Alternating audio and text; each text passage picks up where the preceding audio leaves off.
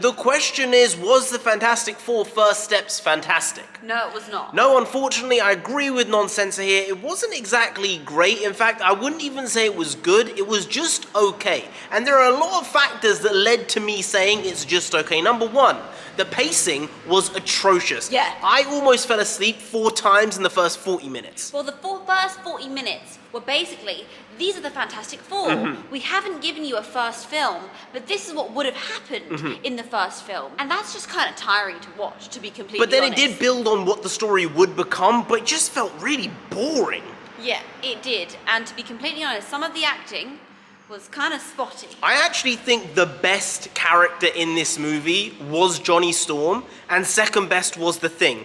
And in terms of performances, it's like that as well. I don't think Pedro Pascal was particularly good in this movie as Reed Richards or just as an actor. Vanessa Kirby was fine. I think she built towards the gravitas of the character by the end of the movie. And there was a moment in it where I said, oh wow, I'm surprised they did this, but I like that they did, and it made me like her character more. I was really disappointed with the fact that we didn't actually get much Silver Surfer. No. We really didn't. And it could have been an even better dynamic between the Human Torch and the Silver Surfer, but there wasn't enough of it to build a reasonable relationship and back and forth to make what the Silver Surfer did seem like it was earned. The music in this film, 10 out of 10. Really, really great. When the theme first hit, small chills. For the rest of the film, they didn't get a tear out of me. They didn't get a laugh out of me. It was almost dead silent, not from being in awe of the movie by the audience that we were sitting with, just because it was almost empty. Not the theater, the feeling was almost empty. Yeah, it felt like they were hitting these beats within the film, but none of them felt full enough to actually give us anything to work with emotion-wise. Maybe it was the writing itself felt a little bit lacking, and maybe it's just the way these characters had been set up.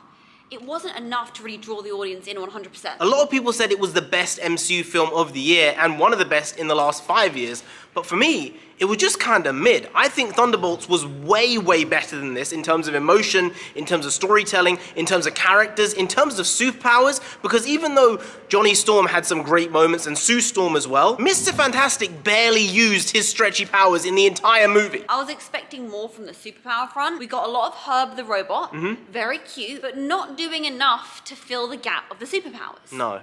So even though this was fine, it was decent, I don't think it was anything special. And I think there's a good chance this film isn't gonna actually make a ton of money. Now, obviously, we're seeing this on its second weekend, and we don't know what the drop is gonna be from week 1 to week 2. But what do you think in terms of box office for this movie? I think this film is going to struggle to hit $600 million because this isn't the sort of film where I'm going to go tell my friends and my family, go see this film. No.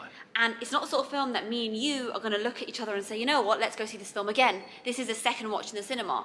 It's not good enough for that. So really, all of the audience reception they've lost over the past years with the MCU, now that's been pulled back, very few people are actually going to say, let's go watch this film once. And I don't think it has a lot of rewatchability. And I think that's the same case with the Thunderbolts. Even though it was a great movie, it's a very heavy movie. Yeah. Just like Avengers Endgame, I don't want to see it multiple times. And with this, it's not because of those reasons it's not rewatchable. It's just not rewatchable because it's kind of boring. Then the end credits scene. We can talk about that quickly. Yes, we can. All right. Spoilers. Doom right at the end. Didn't give much, just a tiny snippet. It's RDJ with the baby, doing some shenanigans, maybe stealing the baby, and then we get into what's gonna happen with Avengers Doomsday.